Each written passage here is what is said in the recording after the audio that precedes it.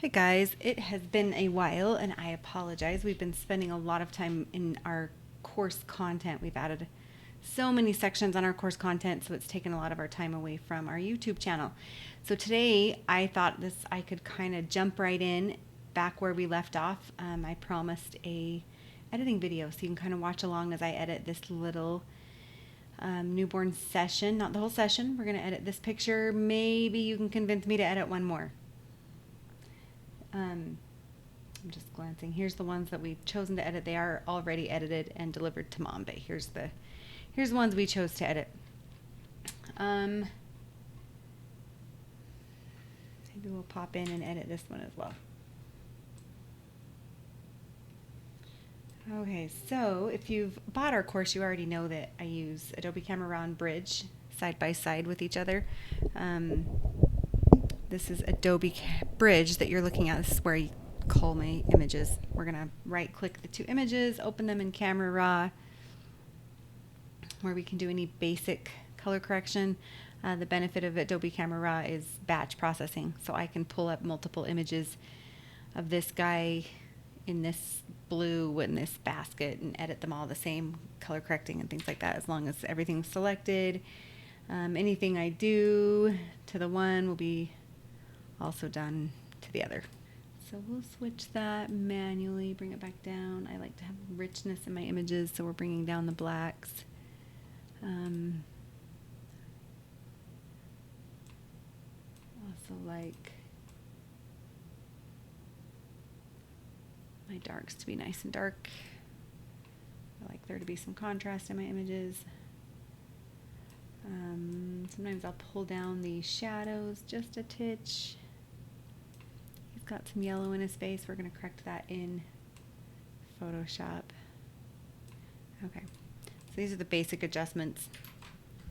I'm going to go ahead and open them directly into Photoshop. I edit with a graphics tablet. There's our finished product on one of the images that's already done. Graphics tablet, I edit with a Wacom Pro, whatever, the big one. I have two screens, so I like to be able to have my big graphics tablet to be able to use both screens easily. So here's our image out of Camera Raw. That's what we're going to make it look like in the end. So the first thing I always do is I run a sharpening. In our course, I actually do give away for free my sharpening action, just because every digital file just needs a little bit of sharpening. It's more of a dehaze is what I used to call it. Anyway, every image just selectively I mask it. It pulls up in a separate layer on a mask, and I mask it in where I want it. And using the patch tool, J, I'm just going to get rid of any little skin problems. Babies have lots of flaky skin, and I worry about it a lot more on their faces than I do on their arms and their hands. If it's really bad and noticeable on their hands, I'll take it out of their hands. But baby skin is flaky. It's normal.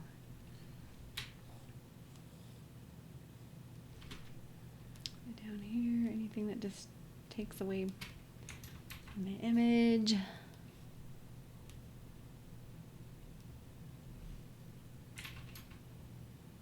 Check the background, everything looks good.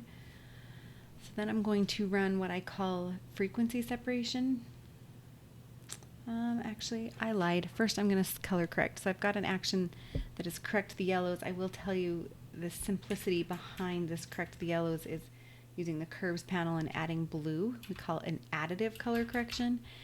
And because blue is opposite yellow on the color wheel, blue will take out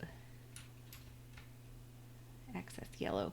And again, it always pops up on a separate layer with a mask, and I can paint it into the areas where I feel like there's extra yellow. Baby's skin is so splotchy. Not this baby, but all babies.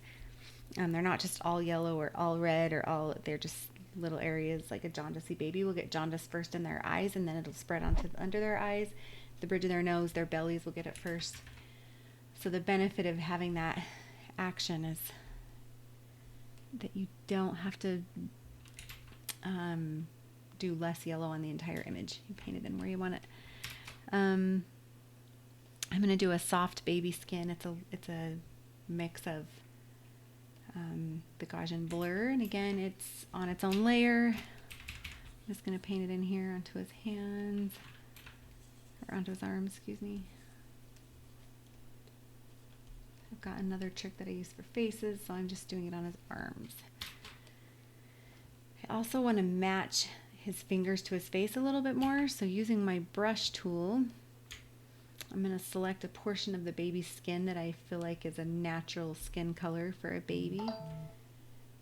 And then I'm going to come over to color on my blending modes, my opacity about 2. I'm just going to paint it over. And what it does is it changes only the color. It doesn't paint texture. It doesn't paint. It's just changing the color. If I go really extreme, you can see what it does. And then the reason we don't do it really extreme is, I mean, it matches baby's face now, but baby's skin is supposed to have fluctuations in color. It's not supposed to be all the same color. So I use it at a really low opacity, and I just paint it enough that zoomed out and it matches the rest of the skin tone. Okay, then I'm going to run frequency separation. It's an action I created that does smooth, or it is the word that I cannot find in my brain right now. Evens out skin tones and leaves the texture alone is the word I was looking for. All these actions that I've used so far are ones that I've created for myself. There are a couple that I've bought, but anything I find myself doing over and over and over again, I've just created an action for to speed up my workflow. So there is the frequency separation. I'll show you a little before and after. The cool thing about frequency separation, if you zoom in, you can still see the pores in the baby's skin, the little white bumps on his nose, the wrinkles on his nose. So it evens out the skin tone without getting rid of all the little things that make baby baby. And if you like your skin a little less perfected, you can decrease your opacity over here to get the look you want. I kind of like my skin tones pretty smoothed out. If you want to experiment a little, I don't usually do it on arms just because it doesn't make too big of a difference.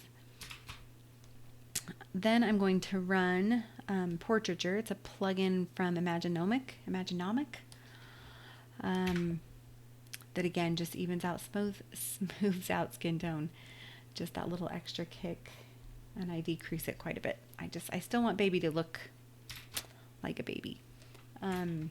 One thing I am going to do in the background, I want baby's face to be the focus of the picture. So I'm going to bring down the colors in the background.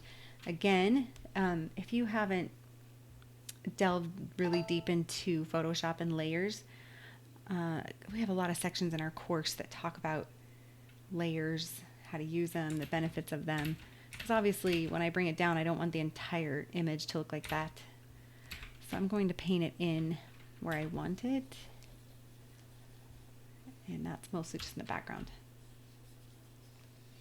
So layers and layer masks are a pretty incredible tool in Photoshop that I just do on every single picture. I think everything I've done so far in this image has involved a layer mask.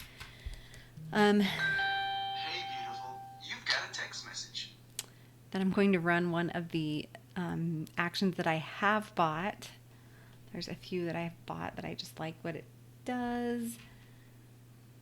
It takes a minute to run. It's from Appleseed. It's basically the only one I use, to tell you the truth. Sometimes I use Appleseed base. Obviously that's too extreme. I put a mask on it, I inverse it, decrease my brush opacity, and just paint it. I'm going to zoom in so you can see what it's doing, where I want it. Do a before and after. It just richens. It's not even that it brightens when I first got it, I thought it would be great to kind of brighten some of the portions of the face, but what I've really enjoyed about these is that it kind of gives a little more depth in the shadows and in the highlights. You can see, I'm pointing to the screen. See here? You can't see there. Right here, without versus with, it just gives a little more depth to those shadows and those highlights. So I'm also going to use it on the background just for that same reason. I really like the richness that it brings into the image.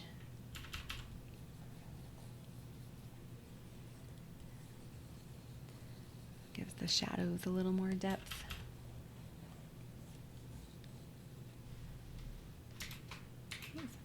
Before and after. Just makes it really rich. I really like it. I might decrease my opacity just a hair.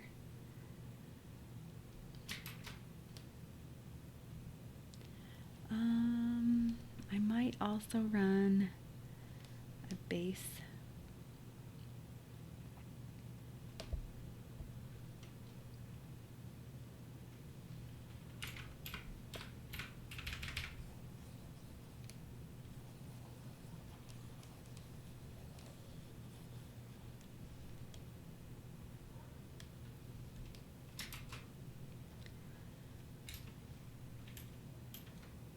Another thing that I do add is a little bit of eye pop. It just kind of bumps the contrast down the eyelashes. It's just on the eyelashes.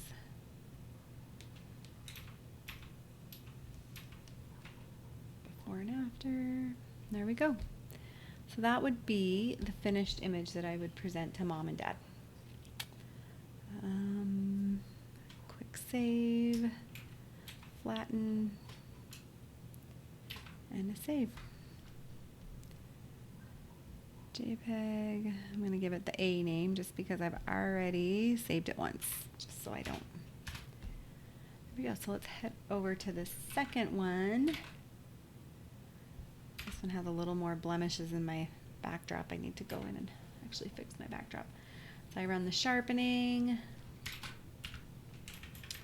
patch tool. Little piece of skin he's got. Zoom in a little closer.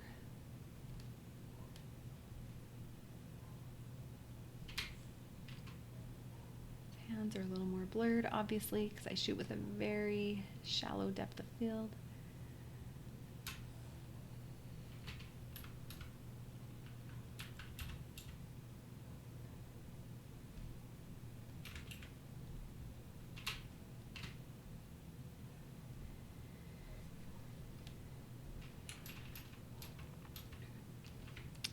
Take the same tool into the background and just get rid of some of the imperfections in my backdrop.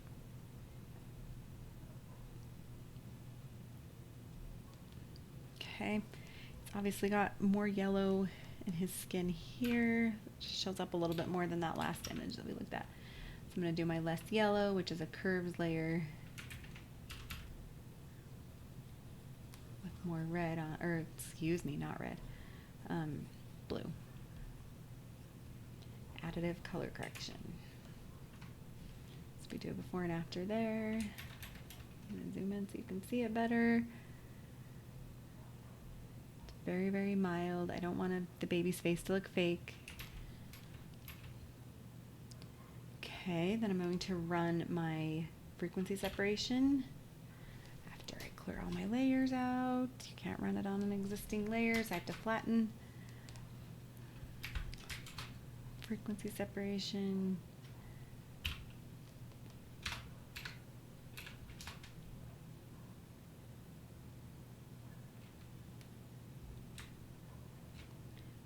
I give this action away for free in my course as well over at the Baby Photo Academy, babyphotoacademy.com. Talk about how to do it. I walk you through step by step by step how to do a frequency separation. It's worth the course just for the photo editing, in my opinion. I mean, all of it's really good, but even if you just purchase the course for the photo editing segment, it's pretty amazing.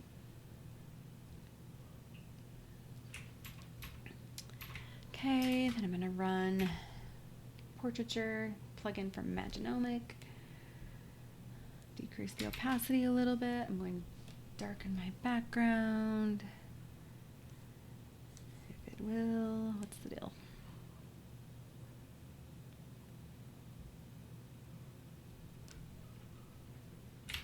Inverse my mask and paint it where I want it.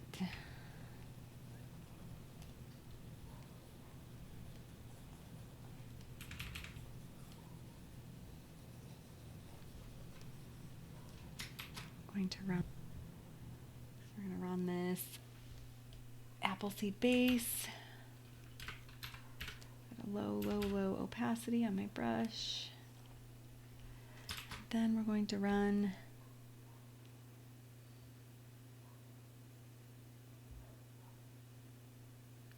the Officially Baked one. Again, these are from Appleseed is the name of the company I bought these from. Again, I add a mask, inverse it,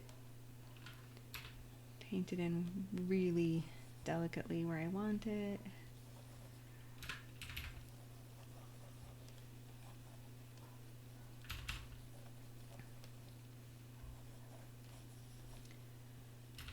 And a lot of times, actually I don't want it on the blue. I don't like the color that it changed the blue to.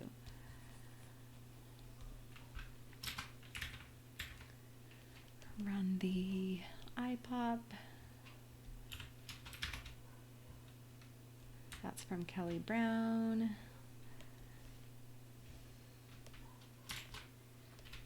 And I might run a little contrast bump. Just increasing your darks, brightening your whites, darkening your darks, but I don't like it that extreme. I'm going to decrease my opacity. And that is the image that I would give to Mom. So there we go, 2 images. That's how quickly it takes me to edit these. It's really a pretty quick process unless baby has really bad skin. As I'm looking at it again, I might darken his hands just a titch.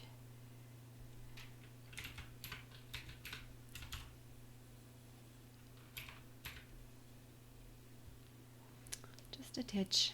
Maybe his blanket a little bit. You really could go forever and ever and ever.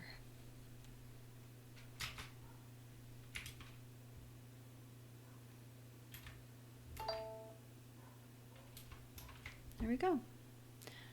So, pretty quick, 2 images edited from Adobe Bridge, Adobe Camera Raw.